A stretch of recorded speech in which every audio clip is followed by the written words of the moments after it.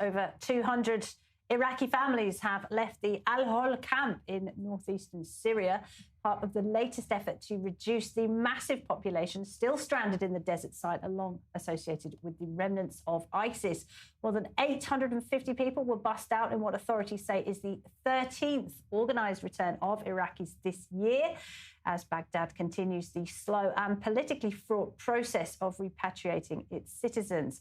The US says that some 30,000 people from around 70 countries remain inside Al-Hol, most of them women and children linked to ISIS fighters.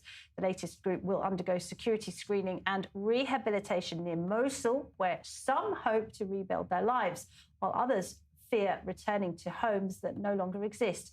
Human rights groups have long warned about the worsening conditions and violence in the camp, which is run by the Kurdish-led SDF and, until recently, was Washington's main partner against ISIS in Syria. So, Yakov, the fear is that these camps provide a huge well of resources of jihadists for President al-Shara to recruit to his own forces.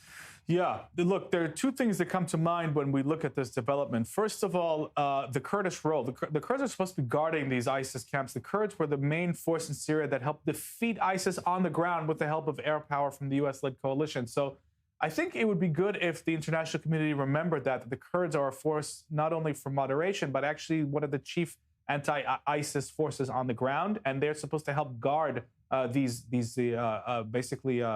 prisons.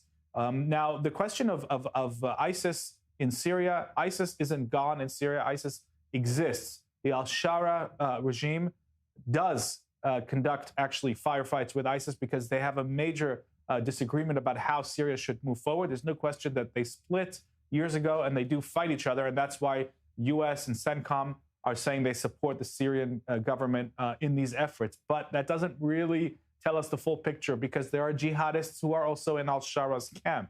This is where, people who spend more than 5 seconds looking at Syria will see the complication here. Jihadists are in the Syrian army, in al-Shara's army. So there isn't this binary split, ISIS and everybody else is moderate. No, we have jihadists basically fighting each other in Syria. That's the real situation.